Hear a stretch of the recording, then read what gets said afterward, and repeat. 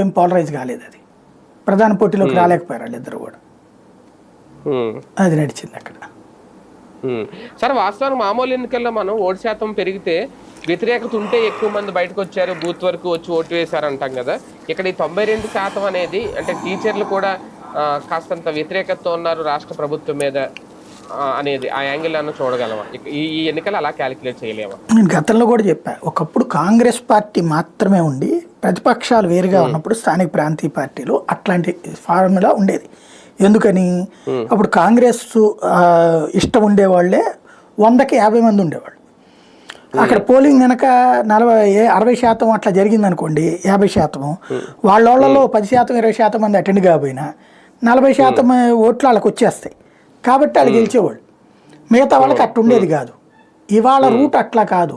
ఇవాళ ఇప్పుడు క్రిందటిసారి 2019లో భారీ ఓటింగే పడింది పర్సంటేజ్, కానీ ప్రతిపక్షం అధికారంలోకి వచ్చింది కదా. అట్లాగే ఇది పర్సంటేజ్ ఎట్లున్నా సరే ఓట్లు ఎవరికి వేయాలో వాళ్ళకే వేస్తున్నారు. ఇవాళ రోజునైతే ఇది అనుకూల ఓటు, నో డౌట్, ఖచ్చితంగా జరుగుతుంది. ఒక రకంగా ఇది ఫ్రీ ఫైనల్ అనుకోవచ్చా రేపు? అసలు దానికి దీనికి ఏం సంబంధం లేదండి. ఇది మామూలుగా ఎమ్మెల్సీ ఎలక్షన్స్ ముందు జరిగేదైతే